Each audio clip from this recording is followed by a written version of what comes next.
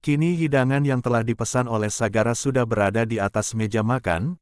Tidak tanggung-tanggung, Sagara memesan makanan yang banyak sehingga meja tersebut penuh oleh makanan yang ia pesan. Aroma yang menggiurkan dari makanan tersebut telah membuat Zara menelan selaivanya. Ayo, sebaiknya kau makan terlebih dahulu, kau pastinya belum pernah kan makan makanan seperti ini. Kau harus memiliki banyak tenaga agar bisa bekerja secara maksimal di hotel milikku. Entah kenapa setelah Tuan Sagara berkata seperti itu, selera makannya mendadak hilang, ia merasa telah direndahkan olehnya. Saya sudah kenyang, sebaiknya Anda saja yang makan, Tuan. Sagara malah tersenyum tipis atas jawaban Zara. Sayang loh, makanan semahal ini kalau tidak dimakan, kau belum tentu bisa membelinya. Aku sengaja memesan makanan paling mahal di hotel ini. Kali ini Sagara benar-benar telah menyinggung perasaan Zara. Justru makanan mahal ini tidak cocok dengan lidah rakyat jelata seperti saya. Kalau sudah tidak ada yang dibicarakan lagi, saya mohon pamit untuk kembali bekerja, karena jam istirahat saya sudah habis, Tuan. Ucapnya yang kemudian beranjak dari tempat duduknya. Sagara tidak bergeming. Ia malah asik menikmati hidangannya. Kemudian Sagara menoleh ke arah Zara, hanya punggungnya saja yang terlihat semakin menjauh. Kenapa kau begitu keras kepala sekali? Sifatmu sama persis seperti Naura. Kenapa aku jadi membandingkanmu dengan mendiang istriku? Lalu Sagara membuka ponsel miliknya, dilihatnya foto mendiang Naura, yang selalu ia pandangi setiap saat. Naura, seandainya kamu masih ada di dunia ini, mungkin aku tidak akan merasa sangat kesepian seperti ini, hidupku terasa hampa tanpamu. Lalu Sagara menyudahi segala aktivitasnya, kemudian ia kembali ke perusahaan. Setibanya di perusahaan, Sagara merasa cukup kelelahan akibat pekerjaan yang setiap harinya selalu menumpuk. Semenjak kematian ayahnya 3 tahun yang lalu, kini semua tugas dan tanggung jawab perusahaan telah dialihkan. 25. Padanya, Sagara malah tertidur di atas kursi kebesarannya. John yang menyaksikan tuannya tertidur dengan lelap, ia tidak berani membangunkannya, karena John sangat tahu sifat tuannya. Jika sampai terusik, dia pasti akan mengamuk seperti seekor singa yang sedang mengaum. Akhirnya John memutuskan untuk pergi keluar dan duduk di meja kerjanya yang berdampingan dengan sekretaris Yolanda. Pak, apa Bapak mau dibuatkan kopi? Kebetulan aku mau ke pantry. Tawarnya sambil beranjak dari tempat duduknya. Wah, kebetulan sekali Yola, kau memang sekretaris yang paling pengertian, buatkan untukku kopi hitam tanpa gula. Ucapnya sambil melempar senyum ke arah Yolanda. Siap, laksanakan Pak Komandan. Jawabnya sembari memberi hormat. Mas Saga, kau jahat. Kenapa kamu memperlakukan anak kita dengan seperti itu? Kau telah menyakitiku. Apakah kau tidak bisa menghargai semua pengorbananku selama ini? Kau selalu mendambakan seorang anak, tapi setelah Tuhan mengabulkan keinginanmu, kau malah menyia-nyiakannya. Kasihan Maura, dia butuh sosok seorang ibu yang tulus menyayanginya. Kemudian muncullah Maura sedang memeluk Zara. Papa, aku ingin Bunda Zara yang menjadi mama sambungku. Papa harus mengabulkan permintaanku. Kalau tidak aku lebih baik pergi untuk menyusul Mama Naura di surga. Ancam Maura yang kemudian dibawa pergi oleh Naura yang berpakaian serba putih tersebut. Maura! Teriak Sagara menyadarkan dirinya dari tidur lelapnya, rupanya ia telah bermimpi buruk, nafasnya sempat tersengal, dadanya tiba-tiba menjadi sesak kemudian sekujur tubuhnya dipenuhi oleh keringat sebesar biji jagung. Mendengar tuannya berteriak, John buru-buru menerobos masuk ke dalam. Tuan, Anda kenapa? Apakah Anda baik-baik saja? Tanya John mulai khawatir. Aku baik-baik saja John, sepertinya aku kurang enak badan, aku akan pulang lebih awal, aku titip perusahaan padamu, jika ada berkas yang harus aku tanda tangani, kau letakkan saja di atas meja kerjaku.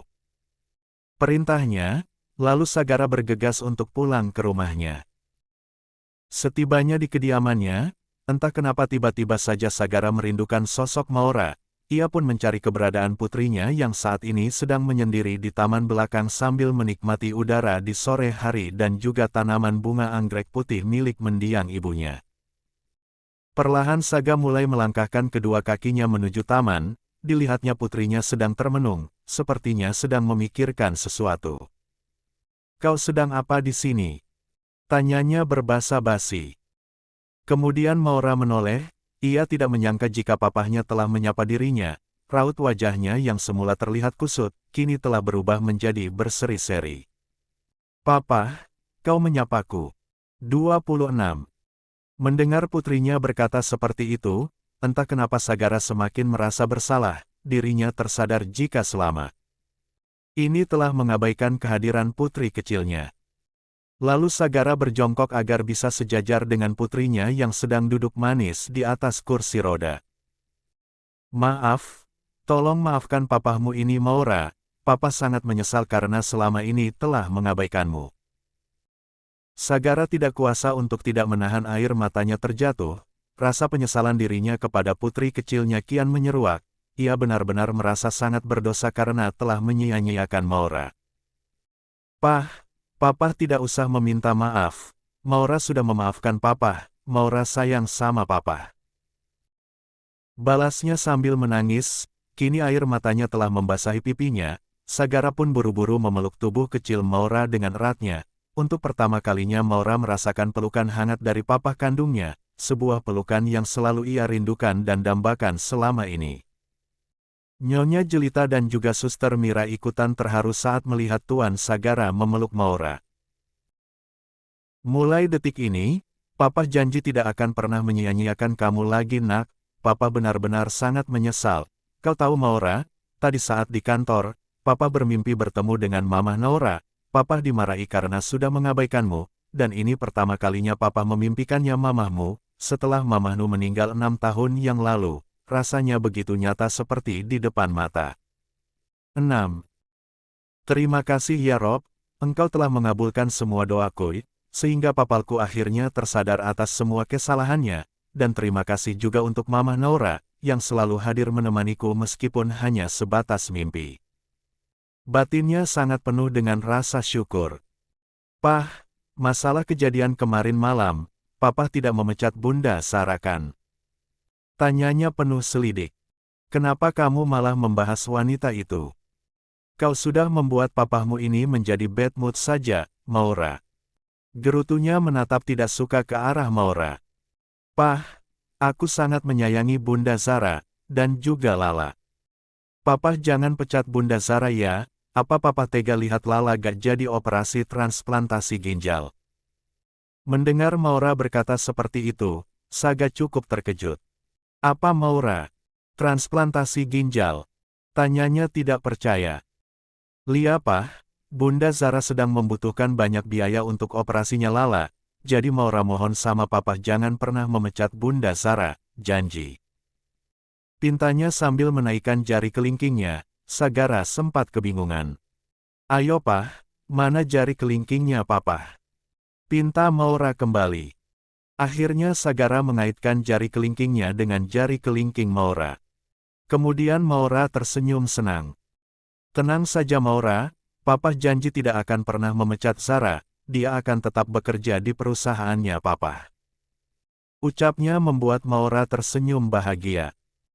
"Terima kasih Papa, Maura sangat bahagia sekali, tapi aku akan jauh lebih bahagia jika Bunda Zara bisa menjadi mamah sambungku."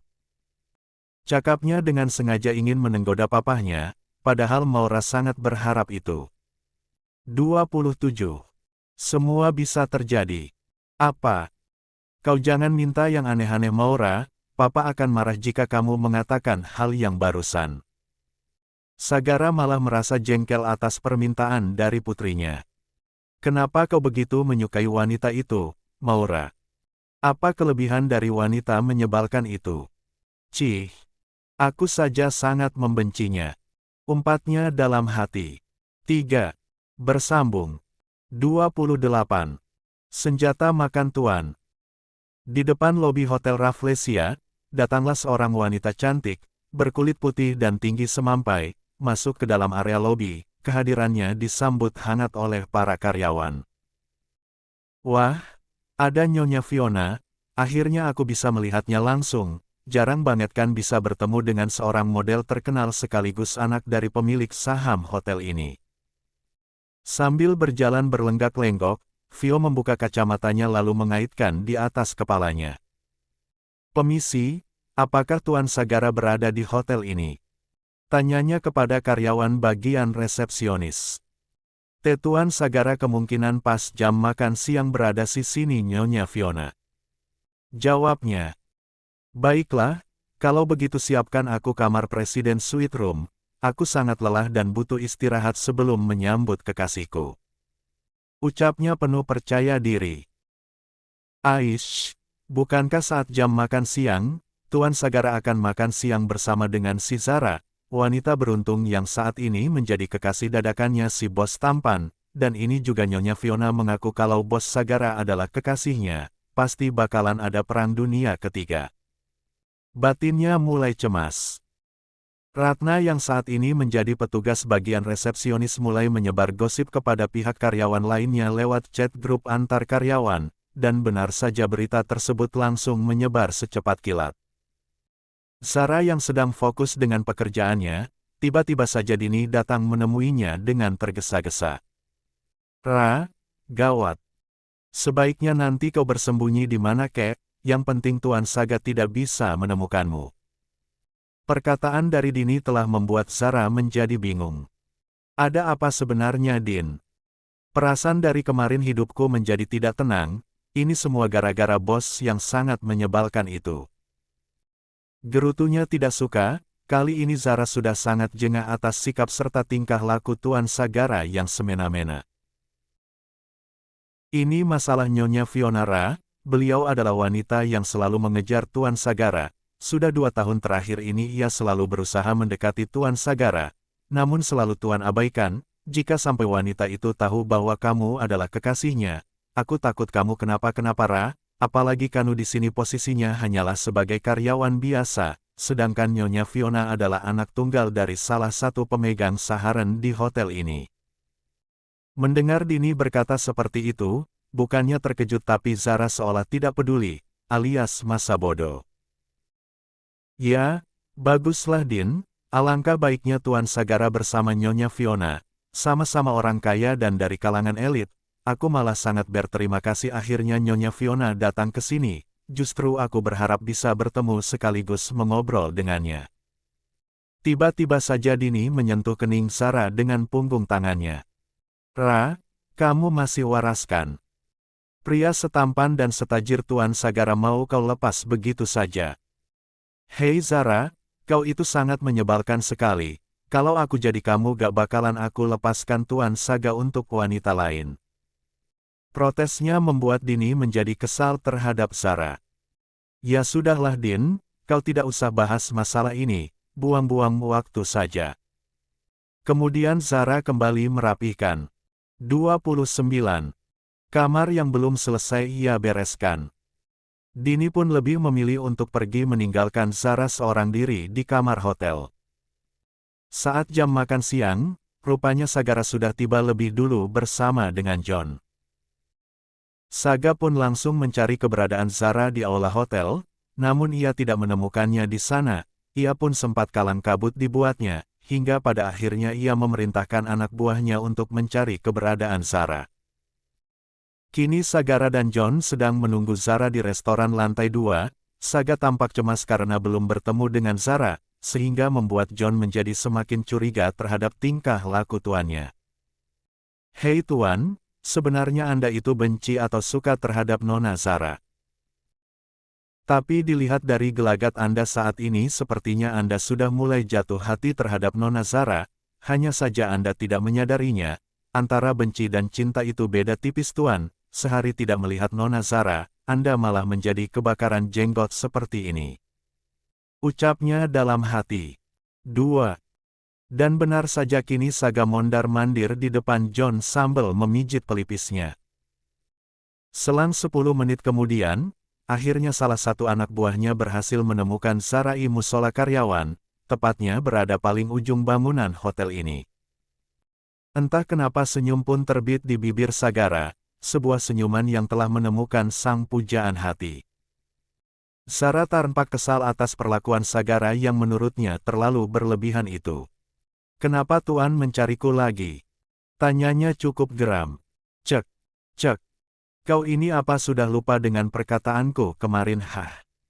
Kau adalah kekasihku dan kau harus makan siang di sini bersamaku," ucapnya dengan suaranya yang lantang. Tiba-tiba saja muncullah seorang wanita cantik berkulit putih dan memiliki tinggi badan yang semampai. Zara saja sempat terpesona melihat kecantikan wanita tersebut. "Saga, apa yang barusan kau ucapkan itu adalah benar. Kau pasti sedang membuat lelucon kan?" tanyanya, lalu netranya beralih ke arah Zara yang masih mengenakan pakaian seragam hotel. Sagara sempat tercekat atas kemunculan Fiona yang secara tiba-tiba. "Siapa yang telah membuat lelucon? Kau tahu aku kan sedari dulu tidak suka dengan hal itu," tegasnya. Tapi, kau kenapa menjadi berubah selera seperti ini?" "Hah. Sangat rendahan sekali, wanita ini tidak pantas untukmu." Tunjuk Fiona kepada Zara, ia pun menatap tidak suka kepada Zara. Kemudian dengan sengaja Sagara malah berani merangkul bahunya Zara. "Siapa bilang wanita ini tidak pantas untukku? Maura saja sangat menyukainya, apalagi aku." "Lihat kan sayang?" tanyanya dengan sengaja sembari menatap tajam ke arah Zara, begitupun dengan Zara, kini keduanya saling memandang dalam diam. Dak, dik, 30. Duk. Tiba-tiba saja detak jantungnya berdegup cukup kencang. "Arkha, ada apa denganku? Kenapa saat wanita ini menatapku jantungku malah berdebar seperti ini?" keluhnya dalam hati. 45. Kini Sagara mencoba untuk bisa mengontrol perasaannya agar tidak terbawa oleh arus, karena niatnya melakukan hal ini kepada Zara adalah atas dasar ingin balas dendam, sebab Sagara merasa sudah dipermalukan oleh Zara dan Zara adalah wanita pertama yang berani menggertaknya. Zara pun berusaha untuk melepaskan tangan kekar Sagara dari pundaknya. "Maaf Tuan, sebaiknya Anda bisa menjaga jarak, kita bukanlah muhrim, jadi Anda tidak bisa seenaknya menyentuh tubuh saya," cetusnya berusaha terlepas dari jeratan tangan Sagara. Fiona yang melihat Sagara bersikap seperti itu, ia menjadi sangat geram. "Saga, pokoknya aku tidak setuju kamu bersama wanita rendahan ini," pintanya sembari mendekat ke arah Sagara. "Enyahlah kau dari hadapanku Viola, sudah berapa kali kau aku tolak, tapi kau tetap saja tidak mau menyerah, bahkan sampai kau mengadu kepada kedua orang tuamu pun aku tidak akan gentar. Kau bukanlah tipeku dan aku sudah menilai wanita ini sebagai kekasihku dan dia akan menjadi ibu sambung untuk putriku." "Papa, benarkah itu? Papa tidak sedang bergurau kan?" ucap Maura sambil berteriak. Sagara pun langsung menoleh ke arah suara tersebut. Ia tidak percaya jika putrinya berada di sini bersama dengan ibunya, yakni Nyonya Jelita. "Oh my God! Kenapa malah jadi seperti ini? Kenapa Maura dan Mama harus datang ke sini di saat situasinya yang tidak tepat?" keluhnya dalam hati. 3. Ha! Ha! Ha! "Kena batunya kau Tuan, sekarang Anda terjebak oleh permainan Anda sendiri, jadi nikmatilah hasilnya Tuan." Batinnya tertawa puas. Kini John merasa lega karena sepertinya tuannya akan menikah betulan dengan Zara. Bersambung. 31. Mencelakai Zara. Raut wajah Maura dan juga Nyonya Jelita benar-benar terlihat bahagia saat mengetahui secara langsung dengan perkataan dari seorang Sagara Mahendra. "Saga, apakah yang kau ucapkan itu adalah benar? Kamu beneran mau menikah dengan Zara?" tanyanya masih tidak percaya. Tidak Nyonya, ini adalah kekeliruan saja, benar kan Tuan?" tanyanya malah menjadi gugup. Kini Zara merasa tidak enak atas kejadian ini. Kemudian Maura mencoba mendekat sembari menekan tombol otomatis di kursi rodanya. "Bunda Zara, apakah Bunda tidak mau menjadi ibu sambungku? Apakah Bunda tidak menyukai papahku?" tanyanya tiba-tiba saja merajuk. Baik Sagara dan Zara keduanya menjadi gugup dan salah tingkah, kemudian Fiona mencoba mendekat ke arah Maura. Maura sayang, Tante mau kok jadi ibu sambungnya kamu, Tante janji akan menyayangi kamu layaknya anak Tante sendiri. Ujarnya mencoba merayu. Namun sayang beribu sayang, Maura malah memalingkan wajahnya. Aku gak mau Tante Vio menjadi ibu sarembungku, aku hanya ingin Bunda Zara pokoknya titik. Pintanya bersikukuh. Mendengar permintaan dari putri kecilnya, tiba-tiba saja Sagara mendadak menjadi pusing, ia sampai memijit pelipisnya. Sebaiknya kita pergi dari sini, ayo Mah dan kau Maura, sebaiknya kita pulang. Ajaknya sedikit menyentak. Maura pun langsung tertunduk dan sesekali melirik ke arah Zara. Pah, sebelum aku pulang, bolehkah aku memeluk Bunda Zara? Pintanya memohon. Saga hanya menjawabnya dengan mengangguk, sedangkan Zara tanpa diperintah olehnya, ia sudah lebih dulu mendekat ke arah Maura, dipeluknya dengan erat tubuh mungilnya. Aku selalu nyaman berada di pelukanmu Bunda Zara, apalagi aroma tubuhmu selalu membuatku menjadi candu. 1. Zara tidak berkata apapun, ia hanya memeluk lalu mencium pucuk kepala Maura. Sagara yang menyaksikan langsung putrinya begitu akrab dengan Zara, hatinya merasa terenyuh, baru kali ini ia melihat putrinya begitu dekat dengan seorang wanita yang baru saja dikenalnya. Kemudian ia tersenyum tipis sembari melirik ke arah Zara. Akhirnya Sagara, Maura dan juga Nyonya Jelita bergegas pergi.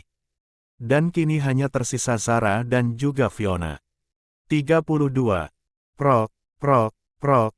Hei wanita kampung, hebat sekali trik dan tipu dayamu. Ucapnya sambil bertepuk tangan.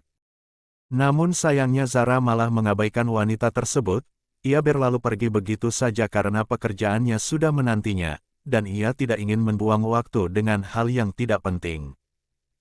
Merasa diabaikan Fiona pun semakin kesal dibuatnya, kedua tangannya ia kepalkan. Lalu, dengan sengaja Lina datang menghampiri Fiona. Selamat siang Nyonya Vio, bisa kita bicara sebentar? Ada hal penting yang ingin saya sampaikan kepada Anda, dan pastinya Anda akan sangat tertarik serta menyukainya, dan ini semua mengenai Zara. Ujarnya tersenyum. Menyeringai. Karena penasaran, akhirnya Fiona mau mendengarkan apa yang akan diberitahukan padanya, apalagi menyangkut dengan Zara, wanita yang telah menjadi saingannya.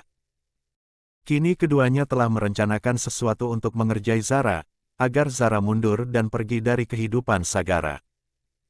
Di dalam kamar tidurnya entah kenapa Saga terus mengingat kejadian tadi siang saat di restoran. Lah teringat saat Zara memeluk Maura dengan penuh kelembutan serta kasih sayang yang tulus. Apa sebaiknya rencanaku untuk membalaskan dendamku kepada wanita menyebalkan itu segera aku urungkan saja. Gumamnya dalam hati. Sagara benar-benar diselimuti rasa bimbang, ia malah tersenyum tipis saat kembali mengingat Zara, entah kenapa ada rasa menggebu yang sulit untuk ia kendalikan sekarang ini. Kemudian Sagara kembali menyentuh dadanya yang saat ini kembali berdebar. Ada apa sebenarnya dengan diriku ini? Kenapa bayangan wajah wanita menyebalkan itu selalu saja terlintas di dalam benakku? Ucapnya bermonolog. Rumah Dewi. Sambil mengusap lembut rambutnya Lala, Zara malah kembali teringat peristiwa tadi siang saat di restoran. Ia tidak habis pikir jika aksi gila yang dilakukan oleh Tuan Sagara telah membuatnya tertangkap basah oleh anak dan juga ibunya sendiri. Menurutnya semua masalah semakin menjadi rumit. Kenapa hidupku menjadi tidak tenang seperti ini? Tuan Saga, bisakah Anda tidak kembali berulah? Kau benar-benar telah menyusahkan aku saat ini. Geramnya dalam hati. Kemudian Zara pun memilih untuk tidur lebih awal, mengingat hari ini ia sangat kelelahan, akibat banyaknya pekerjaan dan juga konflik yang tidak ada habisnya. 33. Menjelang pagi yang menyilaukan di mana sang surya telah terbit dari ufuk timur, memberikan kehangatan lembut suasana kota Jakarta hari ini, Zara merasa semangat baru untuk memulai hari ini yang begitu membara. Kini Zara telah siap untuk meninggalkan kenyamanan rumah dan memulai kembali aktivitas bekerja di ibu kota. Suasana pagi yang cerah dan segar membuatnya merasa lebih berenergi dan siap untuk menghadapi tantangan hari ini. Setibanya di tempat kerja, seperti biasanya Dini sudah menunggunya di depan pintu masuk khusus karyawan. "Selamat pagi Nyonya Zara Mahendra," sapanya sembari membungkukkan punggungnya. Dipanggil dengan sebutan seperti itu, Zara benar-benar tidak suka. "Din, apa kau sudah bosan menjadi sahabatku? Maksudmu?" "Aku tidak suka kau memanggilku dengan sebutan itu, ngerti?" tegasnya menegur Dini.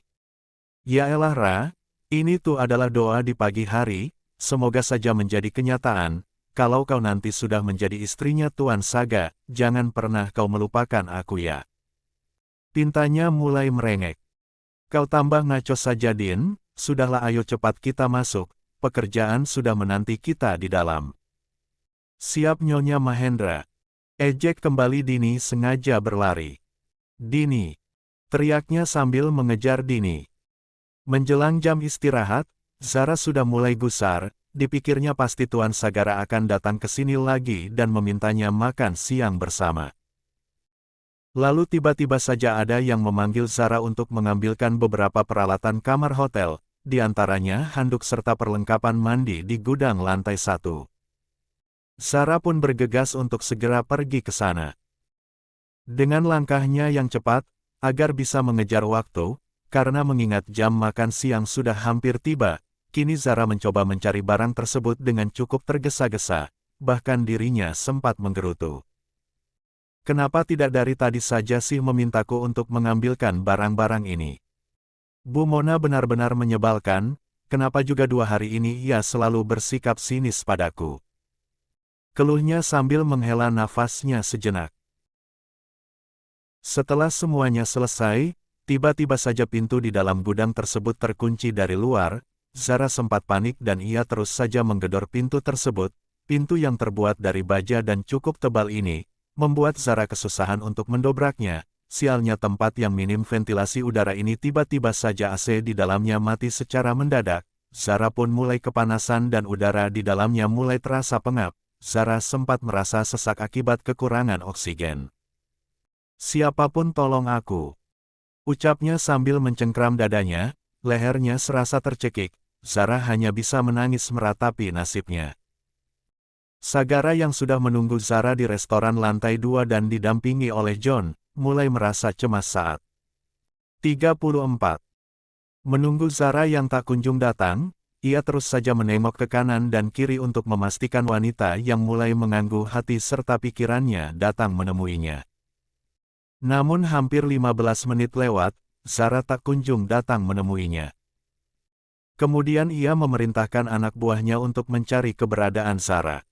"Cek, Tuan Saga, kenapa Anda semakin menunjukkan bahwa Anda benar-benar telah jatuh hati terhadap Nona Zara? Tapi aku turut berbahagia jika seandainya Tuan bersamanya. Nona Zara adalah wanita baik dan juga penyayang." John mulai kembali berbicara dalam hati. Karena belum mendapatkan kabar juga tentang Zara, akhirnya Sagara turun tangan untuk mencarinya. Sikapnya kali ini telah membuat heboh seluruh karyawan hotel. Mereka tidak habis pikir, jika Big Boss mereka begitu khawatirnya terhadap karyawan biasa. Sungguh aneh sih, tapi itulah kekuatan cinta yang selalu membutakan segalanya. Akhirnya Saga mencoba mencari Zara lewat CCTV hotel. Ia bergegas menuju ruangan IT. Mereka cukup kaget saat melihat Tuan Sagara masuk ke dalam ruangan tersebut secara tiba-tiba. Akhirnya pencarian pun dilakukan. Tepatnya sebelum jam makan siang, John yang terus menemani tuannya menjadi ikutan cemas. Dan akhirnya mereka berhasil menemukan Zara sedang berjalan menuju arah gudang belakang. Namun sialnya kamera CCTV di tempat tersebut mengalami kerusakan, sehingga tidak bisa merekam apapun. Kemudian dengan segera, Sagara pergi menuju ke area gudang, disusul oleh John dan beberapa karyawan lainnya. Tim keamanan hotel pun ikut bersama bos mereka. Dan kini mereka semua berada di lantai 1, tepatnya berada di bangunan paling ujung. namun mereka tidak menemukan apapun di sana. Entah kenapa insting Sagara mulai merasakan sesuatu yang janggal. Ia mencoba menelusuri setiap pintu gudang yang terkunci rapat. Kenapa pintu gudang ini terkunci? Tanya Sagara kepada para karyawannya. Maaf tuan, di saat jam istirahat, memang gudang ini selalu terkunci secara otomatis untuk menghindari adanya pihak yang tidak bertanggung jawab mengambil barang-barang di gudang ini, karena di gudang ini menyimpan perlengkapan kamar hotel. Jawab salah satu karyawan bagian keamanan.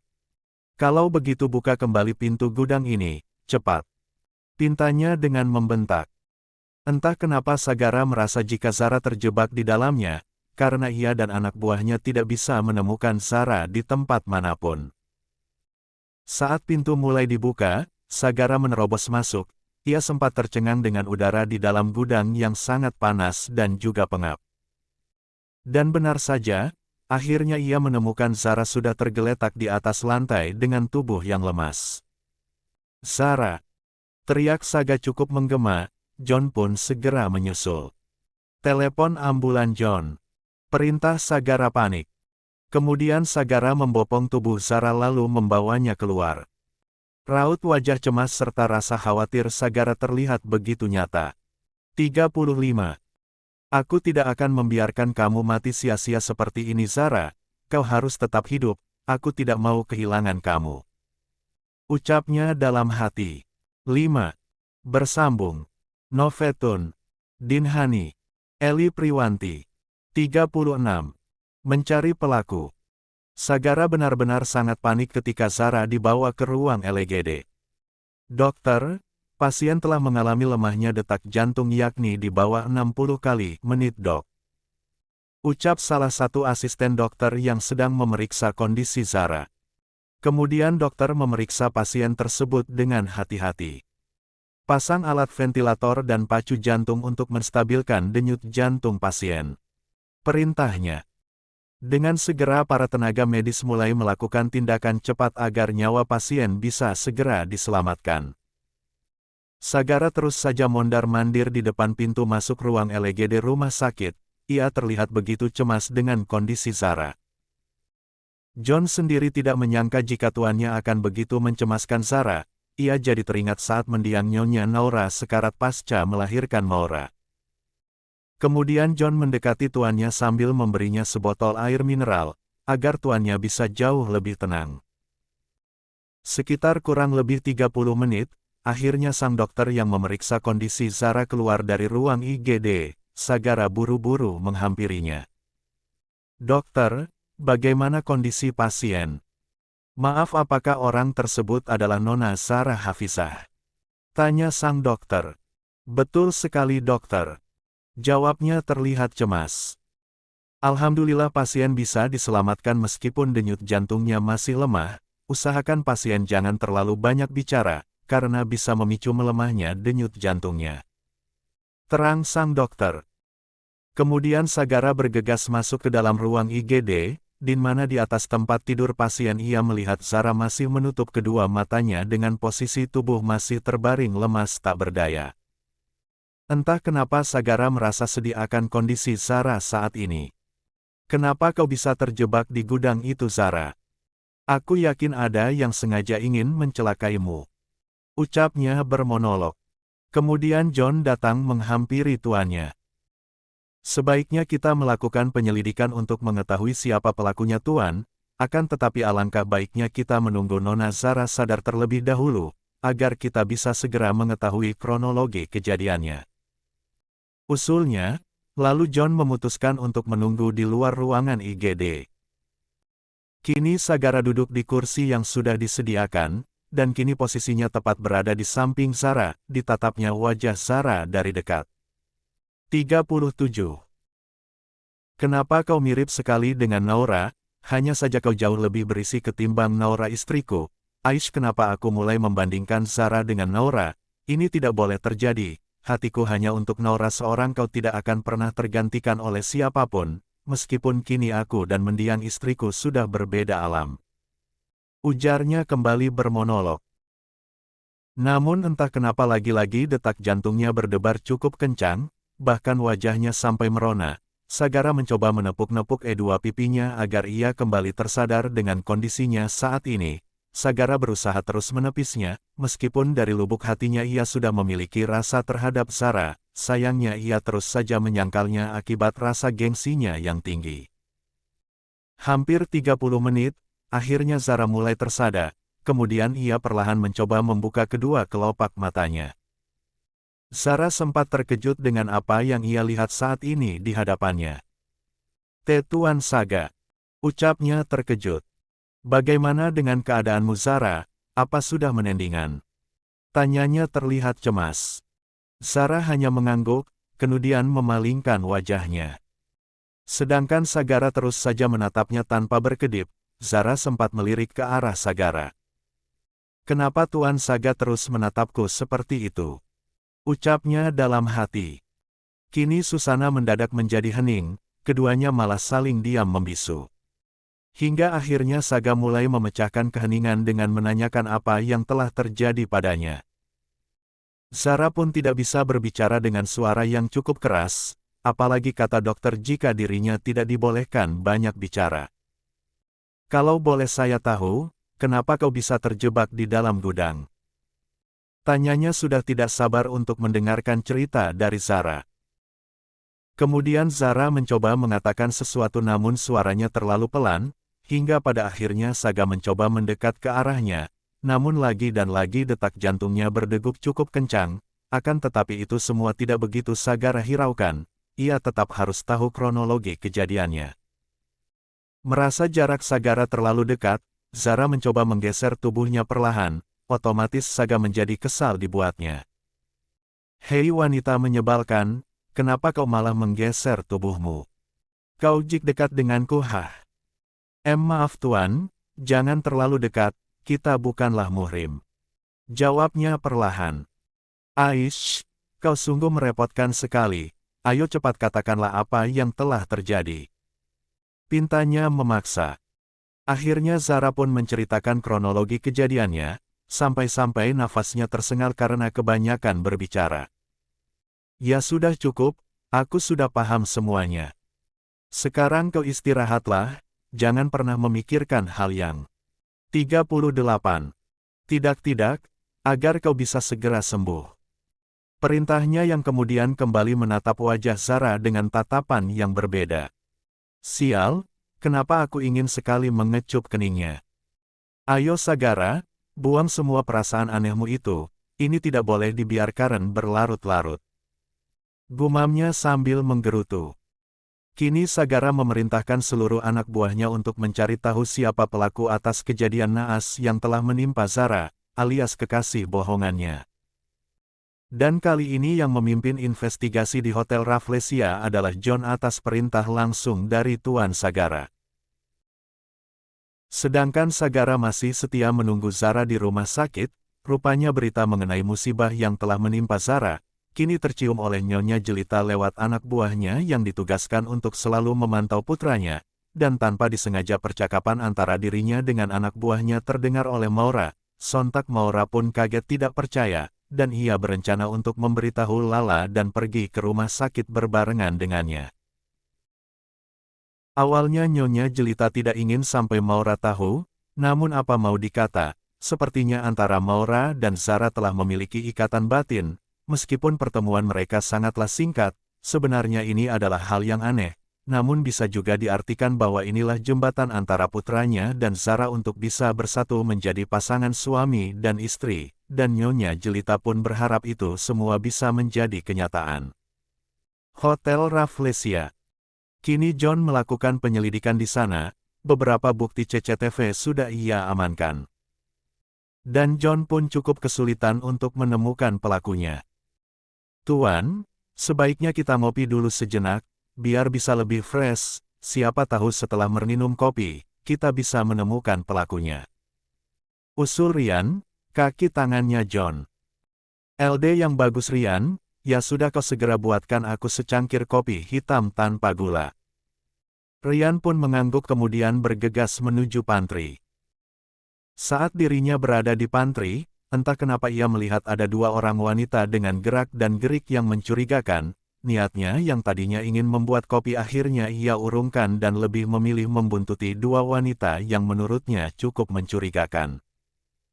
Sambil mengendap-endap, kini Rian berada di bangunan tua Hotel Rafflesia yang sudah tidak terpakai lagi. Kemudian, datang dua orang pria yang mengenakan seragam karyawan hotel ini. Rian pun semakin diselimuti rasa curiganya. Aduh Aryo, Elo kenapa sih minta sisanya dibayarannya di sini? Gimana coba kalau sampai ada yang lihat? Tegurnya sangat cemas. Alah gampang saja kalau ada yang lihat, bilang saja kita lagi pacaran, bener gak Don?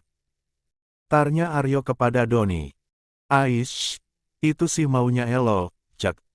Balasnya sambil tertawa terbahak-bahak. Sudah.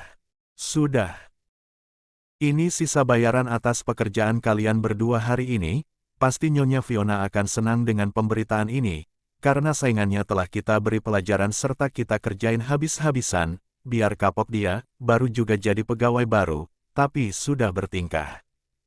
Sungutnya begitu kesal. 39. Gue heran sama Elolin. Kenapa Elo benci banget dengan Sarah? Padahal dia wanita baik dan juga cantik tentunya, kau tahu saat ia jatuh pingsan di gudang, aku berpikir untuk mencicipi tubuhnya, namun itu semua aku urungkan, mengingat situasi dan kondisinya yang tidak memungkinkan. Keluhnya penuh rasa penyesalan. Ternyata secara diam-diam, Rian telah berhasil merekam adegan tersebut, ia pun merasa senang, akhirnya para pelaku telah ditemukan. Lalu ia buru-buru mengirim rekaman video tersebut kepada John, namun naas saat dirinya akan kembali ke pantry, ada yang memukulnya dengan balok kayu dan berukuran cukup besar. 5. Arkheh. Dengan sekali pukulan, kini Rian jatuh tersungkur dan langsung tidak sadarkan diri, kemudian pelaku yang telah memukul kepala Rian, buru-buru mengambil ponsel tersebut, lalu mencoba menghapus kiriman video yang telah Rian kirim kepada John. Dasar bedebah, hampir saja ketahuan. Ucap pelaku yang telah memukul kepala Rian, ia pun bergegas pergi. Beruntungnya pesan tersebut yang berisikan video para pelaku telah berhasil dilihat oleh John, dan ia pun segera mengirimkan video tersebut kepada Tuan Sagara. Rumah sakit Seruni.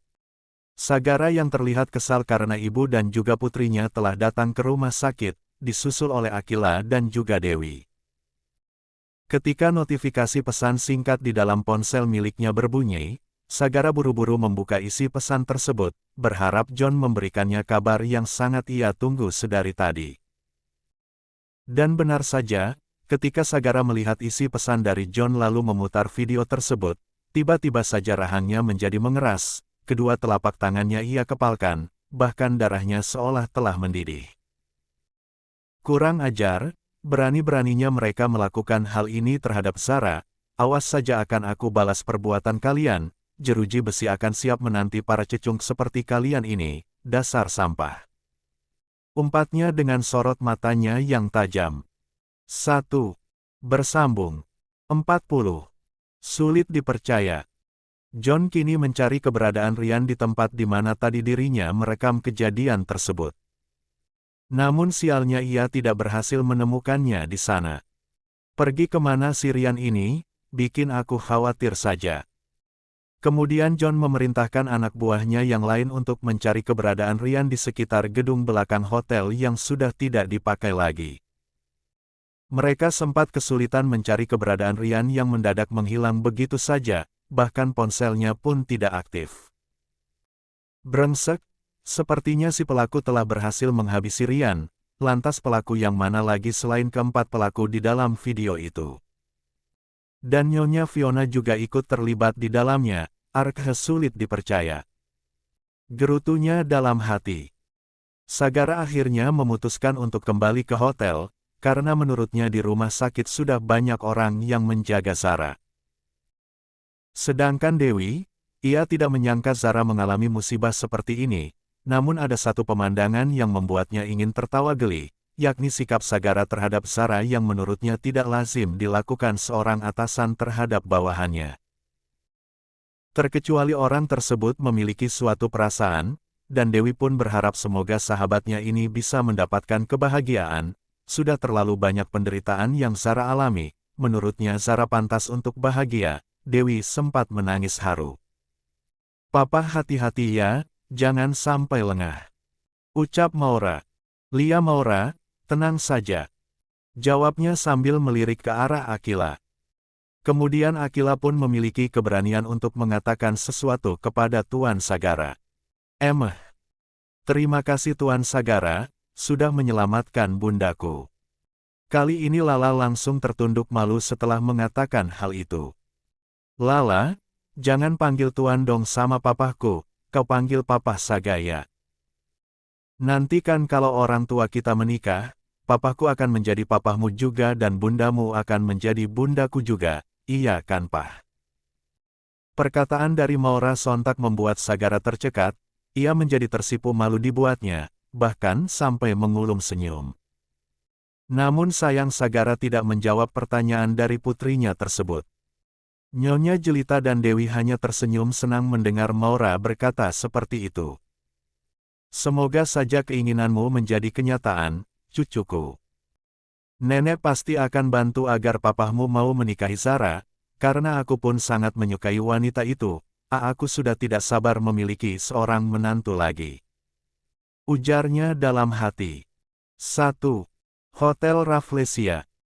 Kali ini Sagara mencari keberadaan Fiona, namun sayang, rupanya Fiona sudah check out sejak tadi pagi. Sebelum kejadian ini terjadi, Sagara pun merasa kesal dibuatnya. Hingga akhirnya ia bergegas pergi untuk menemui John yang saat ini sedang mencari keberadaan Ryan yang telah 41. hilang begitu saja, sedangkan keempat pelaku sudah diamankan oleh anak buahnya. Kemudian, notifikasi pesan berdering dari ponsel milik Sagara.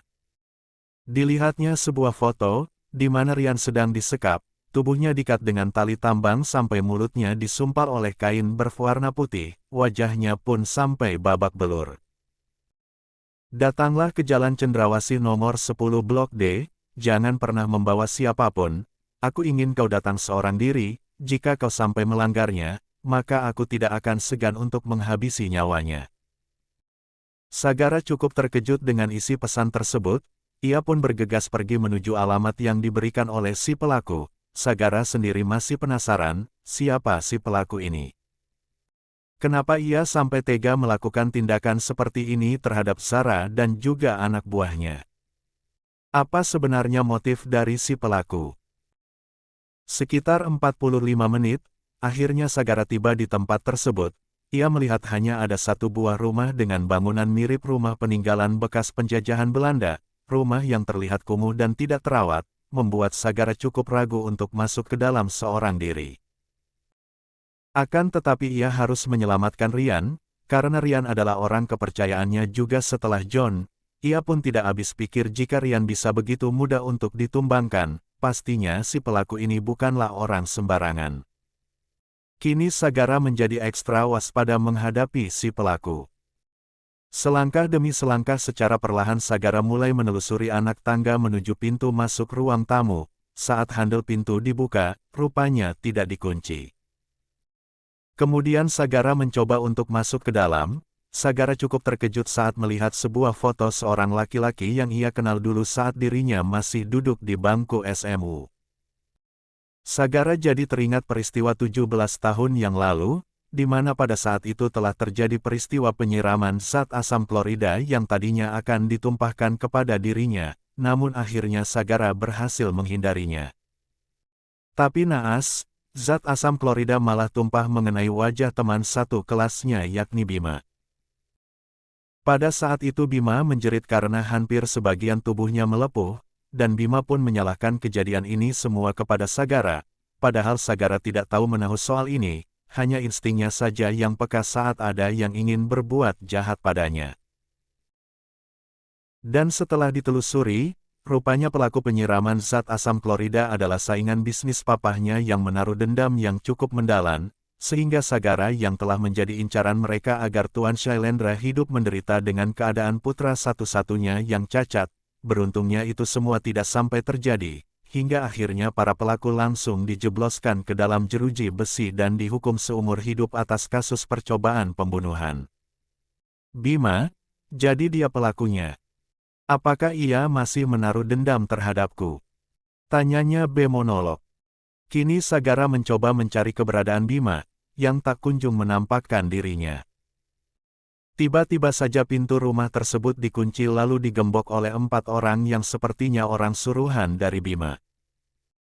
Kemudian keempat orang tersebut membawa Sagara ke dalam sebuah anar. Di dalam kamar tersebut terdapat sebuah ranjang tempat tidur yang sudah dihiasi taburan bunga mawar.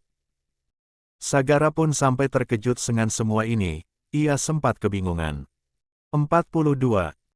Rupanya di atas ranjang tempat tidur tersebut sudah ada seorang wanita dengan mengenakan pakaian seksi, lalu wanita tersebut menoleh ke arahnya. Sagara sempat mengucek kedua bola matanya, ia serasa pernah melihat wanita tersebut. Kemudian wanita yang berpakaian seksi tersebut mencoba mendekat ke arahnya yang masih berdiri mematung di depan pintu kamar. Selamat sore menjelang malam Tuan Sagara pujaan hatiku. Bagaimana kau suka dengan kamar ini? Aku sengaja menyiapkannya untuk malam panas kita. Ujar si wanita tersebut. Cuy, aku tidak akan pernah sudi meniduri wanita murahan sepertimu, dasar celang. Bentaknya mulai tersulut emosi. Wanita tersebut pun tidak terima, sampai akhirnya ia mengepalkan kedua tangannya. Apakah Zara lebih menarik ketimbang aku? Apa yang kau lihat dari wanita itu Sagara? Bentaknya tidak terima atas jawaban dari Sagara. Sagara malah menyunggingkan bibirnya, kemudian kembali menatap wanita di hadapannya. Jelaslah Zara jauh berbeda darimu dan dia 1000 kali lebih menarik ketimbang dirimu. Aku tidak menyangka kau orang yang dekat dengan Zara ternyata seorang pengkhianat, kau Dini temannya Zara kan. 4. Ha, ha, ha, ha. Akhirnya kau sadar juga Tuan Sagara, ya aku adalah Dini, dan akulah yang mencoba ingin menghabisi Zara karena ia telah berani-beraninya merebut dirimu dariku. Apakah kau tidak ingat denganku? Aku wanita yang dulu pernah kau hina karena aku tidak memiliki wajah yang cantik, secantik mendiang istrimu itu. Apakah kau masih ingat atas hinaan yang pernah kau lontarkan padaku? Kali ini Dini benar-benar sudah dikuasai oleh amarahnya. Akhirnya Sagara mulai teringat peristiwa 7 tahun yang lalu, saat dirinya memilih Naura untuk menjadi kekasihnya, padahal Dini pada saat itu adalah teman dekatnya Naura. Jadi kau si wanita mata 4 itu, Wanita tidak tahu malu yang mencoba merayuku setelah tahu aku jadian dengan Naura, dan kau pernah mencoba mencelakai Naura, aku ingat semuanya ternyata itu adalah kau. Cih.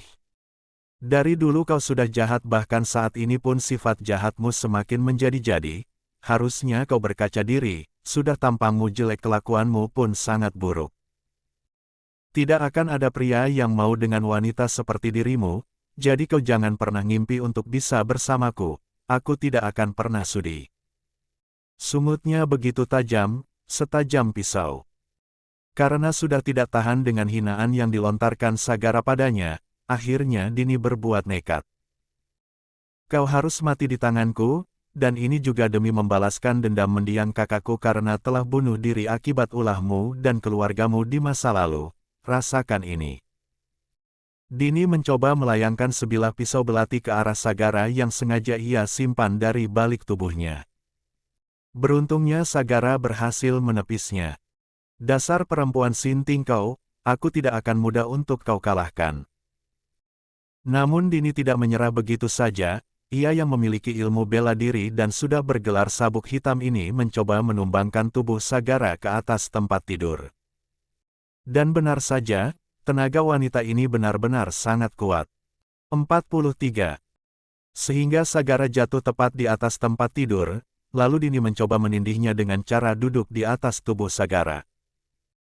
Hari ini tamatlah riwayatmu Sagara Mahendra, tidak akan pernah aku membiarkan dirimu dimiliki oleh wanita lain, kau hanya milikku seorang. Ucapnya sambil tertawa puas. Saat pisau belati akan ia tancapkan tepat di bagian lehernya, pintu kamar tiba-tiba saja didobrak. Brak. Tuan, Anda tidak kenapa-kenapa? Tanya John dengan puluhan pasukan yang sengaja ia bawa. Sagara pun tersenyum puas, karena John datang tepat waktu. Ternyata Sagara memang sengaja memancing pelaku, setelah sebelumnya ia mengirim pesan singkat kepada John jika dirinya mendapatkan pesan dari nomor yang tidak dikenal. 1. Beruntungnya John sudah mengerti dengan apa yang sudah direncanakan oleh Tuan Sagara. Dini pun berhasil diamankan oleh anak buahnya Sagara, dan segera dibawa kepada pihak yang berwajib. Untung saja kau datang tepat waktu John, kalau tidak leherku sudah ditebas oleh wanita sinting itu, View. Sagara pun merasa lega atas kejadian ini. Tuan, sepertinya saya pernah melihat wanita sinting itu bersama Nona Zara, apakah itu betul adalah dia? Yups, dia adalah Dini. Teman dekatnya Zara. Balasnya sambil termenung. Wah, sulit dipercaya, rupanya si wanita itu diam-diam menyukai Anda juga, sampai ia tega mencelakai Nona Zara. John pun sampai menggeleng. Bukan hanya itu saja John, tapi wanita sinting itu juga dulu pernah mencelakai Nora. Aku pun sempat terkecoh dengan penampilannya yang sekarang, ternyata dia adalah orang yang sama. Lalu Sagara pun bergegas pergi meninggalkan tempat tersebut disusul oleh John. 2. Bersambung. Dinikahi. MOVELOOM. Eli Priwanti. 44. Posisi baru untuk Zara. 2 hari mendapatkan perawatan di rumah sakit, akhirnya Zara sudah diperbolehkan untuk pulang. Rupanya Maura sengaja datang untuk menjemput Zara, sedangkan Lala sudah menunggu kepulangan ibunya di rumah bersama Tante Dewi. Kali ini Nyonya Jelita juga ikut berperan, karena dirinya sudah berjanji pada Maura untuk membantunya agar bisa menjadikan Zara sebagai ibu sambungnya. Kenapa kau begitu dekat sekali dengan Zara, Nak? Nenek bahagia melihat dirimu saat ini selalu tersenyum ceria. Semoga saja Zara dan Saga berjodoh. Batinnya penuh harap. 1. Zara sendiri merasa sungkan atas sikap baik, bahkan terlalu baik menurutnya dari seorang gadis kecil yang baru saja dikenalnya, tapi entah kenapa Zara merasa memiliki ikatan batin terhadap Maura. Saat berada di dalam mobil pun Maura selalu bergelayut manja terhadap Zara, sampai-sampai Nyonya Jelita mengabadikan momen tersebut lalu mengirimkannya kepada putranya. Sagara, lihatlah betapa akrab dan dekatnya putrimu terhadap Zara, apakah kau masih belum bisa mengabulkan permintaan putri kecilmu yang tidak pernah mendapatkan kasih sayang seorang ibu selama ini? Jujur Mama sangat terharu melihat Maura selalu tersenyum, Mama mohon berikanlah kebahagiaan untuk Maura. Lalu pesan pun terkirim, berharap putranya bisa tersentuh dengan apa yang sudah ia katakan, dan hanya doalah yang selalu Nyonya Jelita panjatkan agar putranya berbesar hati mau menikahi Zara. Saat Sagara selesai meeting dengan para kliennya, kini ia baru bisa membuka benda pipih miliknya, ia pun buru-buru membuka isi pesan tersebut karena pesan dari mamahnya. Sagara sempat tercekat saat ia melihat foto putrinya begitu manja terhadap Zara, dan ia pun langsung termenung. Maura putriku, kenapa harus Zara yang kamu pilih Nak? Papa masih belum bisa mengabulkan permintaanmu saat ini, tolong maafkan Papa. Ucapnya dalam hati. Kemudian Sagara, beralih dengan pekerjaannya, kini ia sibuk berkutat di depan layar laptop. Namun entah kenapa terlintas di dalam benaknya di mana wajah Zara yang tersenyum ke arahnya, lagi-lagi Sagara kembali menepuk kedua pipinya. Sial, ada apa dengan diriku ini? Kenapa sejak tadi di ruang meeting bahkan sampai sekarang ini pun wajah wanita itu selalu saja menghantuiku? Arkhah. Damn. Sagara malah menggebrak meja kerjanya karena kesal. 45. John buru-buru masuk ke dalam ruangan tuannya, dan ia menanyakan apa yang telah terjadi padanya. Aku baik-baik saja John, hanya. Tiba-tiba saja perkataannya terputus, sehingga membuat John dibuat penasaran. Hanya kenapa Tuan? Mamaku dan anakku mendesakku untuk segera menikahi Zara, menurutmu ini konyol kan? Tanyanya sambil membuang nafasnya secara kasar.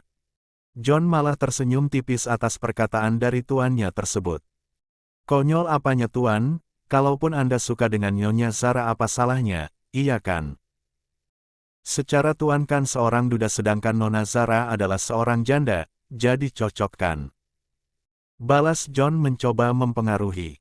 Kau bilang apa barusan hah? Aku cocok dengan wanita menyebalkan itu. Hei apa kau tidak salah bicara John? Mana mungkin aku mau menikahi wanita yang hanya pegawai biasa? Ucapnya mencoba mengelak. Kalau menurut tuan pekerjaan Nona Zara saat ini sebagai pegawai biasa, mengapa tidak tuan jadikan pekerjaannya menjadi pekerjaan yang luar biasa? Usulnya malah membuat Sagara bingung. Maksudmu apa John? Berbicara tuh jangan berbelit-belit. Protesnya sambil melipatkan kedua tangannya di atas dadanya. Kemudian John mencoba menjelaskan apa yang dimaksud dengan perkataannya barusan. Saya sudah mengecek CV dari Nona Zara, dan pendidikan terakhirnya adalah seorang sarjana akuntansi manajemen, dengan nilai cum laude.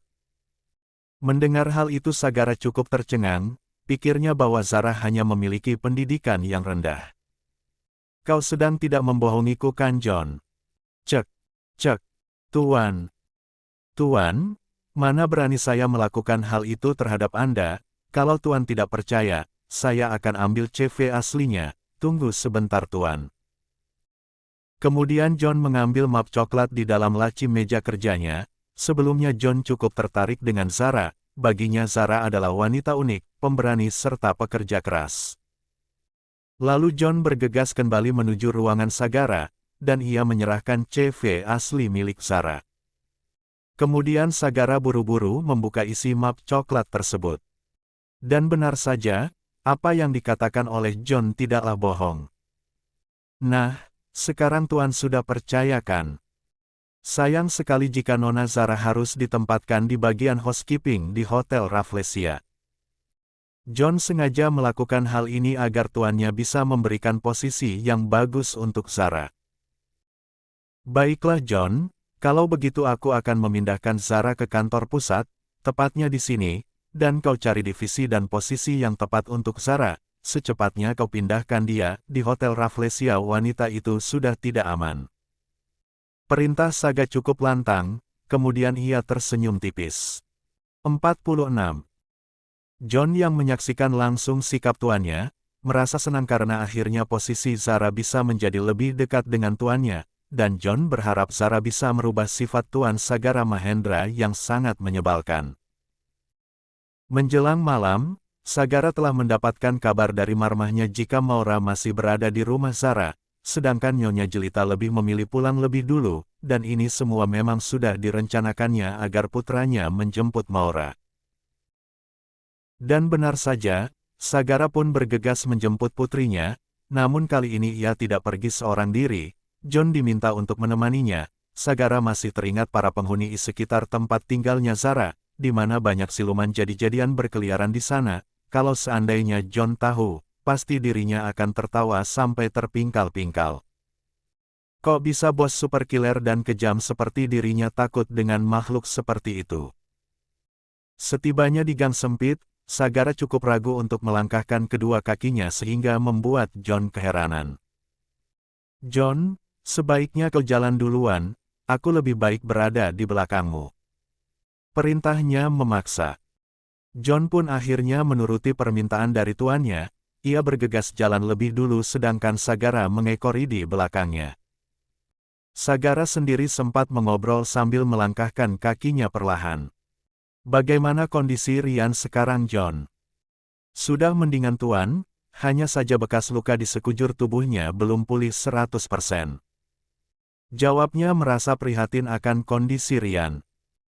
Ya sudah, biarkan dia beristirahat sampai sembuh total, jangan sampai kau lupa memenuhi semua keperluannya, karena itu semua adalah tanggung jawabku, berkat dirinya akhirnya kita tahu siapa pelakunya.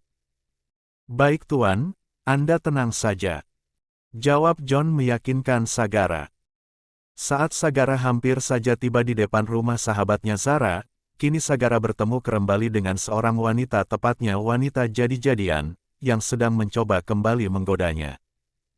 Halo, Tuan tampan datang lagi. Yuk mojok yuk. Ajak si wanita jadi-jadian tersebut sembari mendekat ke arahnya dan Sagara sempat dibuat beringsut dan bergidik ngeri dibuatnya. Beruntungnya John segera menghadang wanita jadi-jadian tersebut yakni dengan melilitkan tangannya di sekitar lehernya, dan kedua tangan wanita jadi-jadian tersebut ia tekuk ke belakang. Aduh, aduh, ampun bang, jangan sakiti Mince, please. Rengeknya dengan suara yang manja, sehingga membuat John dan Sagara merasa mual saat mendengarkannya. 2. Lalu John pun menghempaskan tubuh wanita jadi-jadian tersebut sehingga terjatuh di atas tanah. Au, au, Mince terluka, kalian jahat. Keluhnya sembari merapihkan pakaiannya yang sempat berantakan. Sekali lagi kau menggoda ataupun menyentuh Tuan Sagara, akan aku patahkan lehermu, dan akan aku cincang tubuhmu, sepertinya para buaya pun tidak akan sudi untuk memakan dagingmu, cuy. Ancaman dari John telah 47. Membuat Mince gemetar dan memilih untuk kabur. 3. Sagara merasa sangat lega karena pada akhirnya John bisa mengusir siluman jadi-jadian itu. Tuan, apakah karena orang yang tadi sehingga membuat Anda tidak berani untuk jalan lebih dulu? Tegurnya dengan rasa penuh curiga. Kemudian Sagara mencoba menaikkan dagunya lalu pandangannya fokus ke depan. Kata siapa, kau jangan sok tahu John, sudahlah kita segera pergi menuju rumah wanita itu, sebelum malam semakin larut. John pun mengangguk lalu bergegas mengekori tuarnya. Ha, ha, ha. Tuan. Oh Tuan. Terlihat jelas dari raut wajahmu jika kau takut dengan wanita jadi-jadian itu. Ucapnya dalam hati, John pun mencoba menahan rasa ingin tertawanya. 1. Setibanya di depan rumah yang ia tuju, kini Sagara mencoba untuk mengetuk pintu. Sebelum pintu ia ketuk, rupanya pintu sudah dibuka terlebih dahulu. Sagara pun cukup kaget saat melihat kembali Zara setelah 2 hari terakhir ia tidak menemuinya. Saga terus saja memandang wajah Zara, sampai-sampai ia tidak tersadar mengucapkan kata cantik. Zara sempat tercengang atas perkataan dari Tuan Sagara. Bersambung. 48. Cemburu. Zara sempat tercekat saat Sagara mengatakan sesuatu yang tidak lazim tentunya, namun Zara berusaha menepisnya. Mungkin saja tuannya itu sedang mengigau. Di mana Maura? Tanyanya sedikit ketus. John yang memperhatikan sikap tuannya yang super kaku, hanya bisa menepuk jidatnya. Bisakah tuan bersikap lembut terhadap seorang wanita? Cek. Keluhnya dalam hati. 33. Ada di dalam tuan, sedang tidur di kamarku bersama dengan Maura. Jawabnya cukup kaku. Kemudian tiba-tiba saja muncullah seorang pria yang masih mengenakan seragam karyawan, datang menghampiri Zara sambil membawa tentengan kresek berwarna putih. Assalamualaikum Mbak Zara. Sapa Dika. Waalaikumsalam, ada Mas Dika. Jawab Zara tersenyum renyah. Saga yang menyaksikan sikap 2 orang di hadapannya yang cukup akrab tersebut, ia mulai merasa jengah, sedangkan Dika menatap tidak sukanya ke arah Sagara. Oh, jadi pria ini adalah bosnya Mbak Zara, ngapain dia malam-malam ke sini? Kurang kerjaan sekali. Gerutunya dalam hati. Oh iya Mbak, ini ada sedikit oleh-oleh untuk Mbak Zara dan juga Akila, mohon diterima ya. Ucapnya sembari mengasongkan kantong kresek berwarna putih kepada Zara. Saga pun semakin kesal dibuatnya. Dadanya serasa terbakar melihat Zara mengobrol akrab dengan pria di hadapannya. Hei, jika sudah tidak ada urusan enyahlah kau dari sini. Usir Sagara dengan nada membentak. Zara pun merasa tidak enak atas sikap Tuan Sagara kepada Dika, yang sudah Zara anggap sebagai seorang teman. Maksud Anda apa Tuan? Sahutnya memberanikan diri memelototi Sagara. Aku bilang pergi ya pergi. Kupingmu budek hah. Bentaknya, kembali membuat Dika semakin jengkel dibuatnya. Lalu John mencoba melerainya agar tidak terjadi pertikaian di antara keduanya. Maaf ya mas, sebaiknya Anda mengikuti perintah dari bos saya. Pintanya memohon. Memangnya siapa dia? Bukan penguasa kampung ini kan? Apa kau seorang pejabat? Balasnya tidak mau kalah. Sampai akhirnya Zara mencoba membujuk Dika dengan suaranya yang lembut. Mas Dika, sebaiknya pulang dulu ya, nanti kalau mau mengobrol lagi bisa dilanjutkan besok, bagaimana? Usulnya sambil melempar senyum. 49. Melihat sikap Zara begitu manis terhadap Dika, Sagara semakin kesal dibuatnya, bahkan darahnya sampai mendidih, perasaannya begitu bergejolak. Hingga pada akhirnya Dika memilih untuk kembali ke rumahnya, namun sebelumnya ia kembali memelototi Sagara. Brengsek, cari mati rupanya orang ini, awas saja, akan aku buat perhitungan dengannya. Berani-beraninya bersikap seperti ini padaku, cih. Umpatnya dalam hati. Ada apa dengan Tuan Sagara? Kenapa ia bersikap menyebalkan seperti ini? Aish. Ingin rasanya aku menyumpal mulurnya yang suka seenaknya jika berbicara dengan orang lain. Keluh Zara dalam hati. Setelah kepergian Dika, kemudian Sagara menerobos masuk ke dalam dan mencari keberadaan Maura. Zara pun sempat dibuat kesal olehnya, apalagi Tuan Sagara tidak melepas alas kakinya alias sepatunya. Maaf Tuan, bisakah Anda bersikap sedikit lebih sopan saat berkunjung ke rumah orang? Tegurnya penuh keberanian, kali ini Zara tidak peduli jika bosnya sampai mengomeli dirinya. Namun entah kenapa Sagara tidak berkomentar apapun, ia hanya terdiam dan berhenti melangkahkan kedua kakinya di depan pintu kamar. Lapun sempat kebingungan, pintu kamar yang mana yang harus ia buka, sebelah kanan atau kiri. Sedangkan John lebih memilih untuk duduk di kursi teras depan sambil memperhatikan kondisi serta situasi di sekitar rumah. Karena sedari tadi ia melihat ada lebih dari 2 warga yang mengintip, sepertinya mereka mulai mencurigai hadirnya Tuan Sagara di tempat ini. Aish, apakah warga plus 62 selalu ingin tahu urusan orang? Dasar kepo. Keluhnya sembari menatap sinis 2 orang wanita yang sepertinya sedang mencoba mencari tahu. 2 orang wanita tersebut pun langsung berlari sampai terbirit-birit ketika John berhasil memergoki mereka. Lalu Zara memberitahu kepada Tuan Sagara jika Maura berada di dalam kamar sebelah kanan, kemudian Sagara buru-buru membuka handle pintu, sedangkan Zara lebih memilih mengekori Sagara dari belakang. Saat Sagara menoleh dan membalikan tubuhnya ke arah belakang, ia tidak menyangka jika Zara tepat berada di belakang punggungnya, seketika Zara malah menabrak dada bidang miliknya. Dan tiba-tiba saja suasana telah berubah menjadi hening, rasa canggung di antara keduanya mulai terasa, dan kini keduanya malah saling menatap dalam diam. Sagara tidak pernah putus memandangi Zara, begitupun dengan Zara, saat ini kedua mata mereka saling bertemu. Hingga akhirnya Zara tersadar dari situasinya saat ini, tiba-tiba saja detak jantungnya berdegup cukup kencang, begitupun dengan Sagara bahkan wajahnya menjadi merona.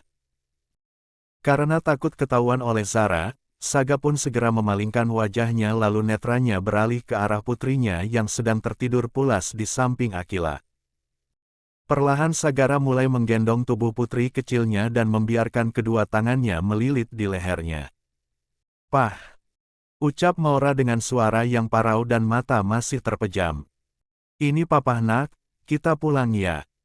Ajak Sagara berbicara lembut terhadap putri kecilnya. "Lia Pah, tapi besok aku ingin main lagi di sini, boleh ya?" Pintanya merengek. 50. "Lia, boleh kok." Jawabnya dan bergegas membawa Maura keluar dari dalam kamar. Kemudian Zara mengambil peralatan menggambar milik Maura. "Tuan, ini punya Maura, tadi ia belajar menggambar bersama Lala, dan rupanya Maura memiliki bakat menggambar yang luar biasa." Ujarnya sambil menyerahkan buku gambar dan pensil warna milik Maura. John yang melihat tuannya kerepotan, akhirnya ia yang mengambilnya sambil membawa kursi roda milik Maura di samping kursi ruang tamu. Lalu Sagara bergegas pergi. Saat ia berada di depan pintu keluar, Sagara menoleh ke arah Zara yang saat ini berada di belakangnya. Besok kau mulai bekerja di kantor pusat, kau sudah tidak bekerja lagi di Hotel Rafflesia, jangan sampai telat, aku tunggu kedatanganmu besok pagi, dan terima kasih sudah menjaga Maura dengan baik, ucapnya. Lalu Sagara bergegas pergi begitu saja tanpa mendengarkan komentar dari Zara yang saat ini masih berdiri mematung karena dirinya terkesima dengan apa yang ia dengar barusan dari mulut Tuan Sagara. Ini tidaklah mungkin, kenapa Anda suka sekali bertindak sesuka hati seperti ini, Tuan? Seenaknya saja memindahkan tempatku bekerja, View. Itu artinya aku harus beradaptasi kembali dengan lingkungan pekerjaanku yang baru. Hadah malas sekali aku. Sebaiknya besok pagi aku ceritakan semuanya kepada Dewi, semoga dia bisa memberikan pendapat tentang semua ini. Ucapnya bermonolog. Kediaman Shailendra. Kini Sagara menempatkan tubuh Maura di atas ranjang tempat tidurnya. Lapun mulai menutup tubuh Maura dengan selimut tebal, dan diakhiri dengan sebuah kecupan hangat di keningnya. Good night putrinya Papa. Semoga tidurmu nyenyak dan bermimpilah yang indah. Lalu pandangannya beralih ke atas meja belajar Maura, Sagara penasaran dengan apa yang sudah digambar oleh putrinya. Saat buku gambar dibuka, Sagara cukup terkejut ketika melihat hasil gambar milik Maura. Bunda Zara, Papa Saga, Akila, Maura. Ya ampun Maura. Tolong maafkan Papa. Kenapa kau begitu mengharapkan Zara sebagai ibu, sambung Munak. Mana mau dia menikah dengan Papa? Keluhnya dalam hati. 3. Bersambung. 51. Bekerja di tempat baru. Setelah selesai melaksanakan sholat subuh, Zara mencoba meminta pendapat soal tempat kerja barunya kepada Dewi. Apa Ra, semalam bos tampanmu itu datang ke sini, terus meminta kamu pindah ke kantor pusat. Oh alah Ra, mimpi apa kamu, kok bisa ketiban durian runtuh? Ucapnya tidak percaya dengan apa yang sudah ia dengar dari mulut Zara. Biasa saja kali Wi, ekspresimu itu. Balasnya sedikit kesal. Kalau boleh sih Ra, aku maunya sambil jingkrak-jingkrak loh, saking senangnya. Kau tahu jika masuk ke perusahaan Shailendra itu, susahnya minta ampun Ra. Sedangkan kamu dengan mudahnya bisa masuk ke perusahaan itu, ini sih gila Ra, aku yakin kalau bosmu itu mempunyai hati sama kamu. Jawabnya asal ceplos. Zara pun sampai melotot saat Dewi berkata seperti itu. Kau jangan berpikir yang tidak-tidak Wi, mana mungkin bos besar seperti Tuan Sagara menyukai wanita miskin dari kalangan rakyat jelata sepertiku ini, jangan ngaco Wi. Omelnya sambil mengerucutkan bibirnya. Dewi hanya bisa menepuk jidatnya atas sikap Zara yang tidak peka. Justru inilah yang telah dilakukan oleh bos tampanmu itu Ra, ia sengaja memindahkan posisi pekerjaanmu yang hanya karyawan biasa menjadi karyawan yang berkualitas, dan mungkin bosmu itu sudah tahu jika kamu adalah lulusan mahasiswi terbaik, otakmu itu sudah encer dari dulu Ra.